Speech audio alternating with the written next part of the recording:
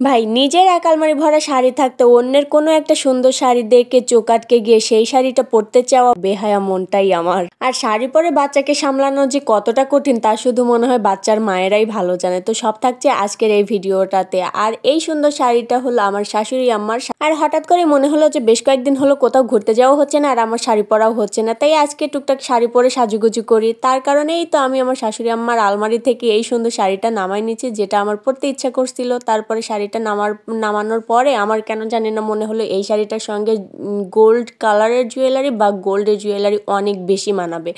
আর তাই তো এই যে আমি আমার টুকটাক জুয়েলারি নামাই নিছি। এই শাড়ির সঙ্গে আমি আজকে এইগুলোই পরবো।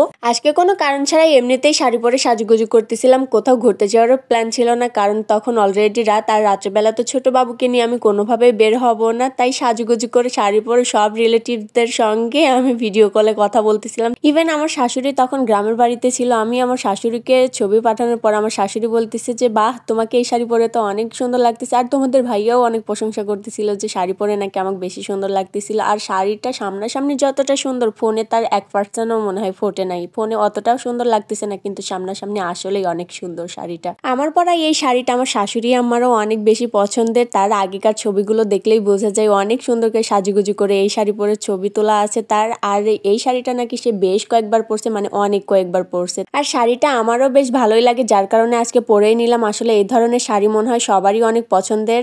আর এগুলো কিন্তু অনেক আগের শাড়ি, আর এই ধরনের শাড়ি কিন্তু মনে হয় কখনো পুরাতন হবে না। ট্রেডিশনাল একটা শাড়ি, অনেক আগেও ছিল, এখনো আছে, মনে হয় ভবিষ্যতেও থাকবে। আর এই শাড়িগুলো কিন্তু সবারই বেশ ভালোই লাগে। এই শাড়িগুলো যে কোনো বয়সের মেয়েরাই পরুক না কেন খুব সুন্দর করে ছুট করে যায়, আর দেখতেও বেশ ভালোই লাগে। আর এদিকে দেখো আমার মেয়েটা শাড়ি পরছি, সাজুগুজু করছি, কয়েকটা ছবি তুলবো, কি করব, সে আমাকে হাত ধরে নিয়ে পুরো বাসা ভন করে ঘোরাচ্ছিল।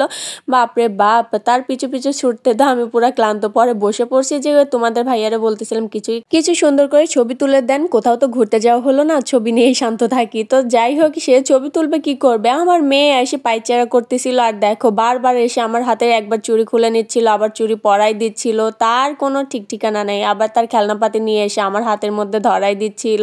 ভাই একবার তো সে আমার গলার মালাটা এমন ভাবে ধরছে যে আর ছাড়বেই না। তোমাদের ভাইয়া সহ আমি তো প্রচন্ড ভয় পেয়ে গেছিলাম যে আসলে কি ছিঁড়ে দিল নাকি ভেঙে দিল, এরকম একটা অবস্থা হয়ে গেছিল। তো যাকে তারপর দেখি যে ভাঙেনি, এখন চুড়ি নিয়ে এসে কারাকারি করতেছে। একবার আমারে পরাই দিচ্ছিল, আবার খুলে নিচ্ছিল, এরকমটা করতেছিল। আসলে বাচ্চার মায়েদের যে কত প্যারা, শান্তি মতো একটু সুন্দর করে যে সাজুগুজু করবো সেটারও উপায় নাই আর কি।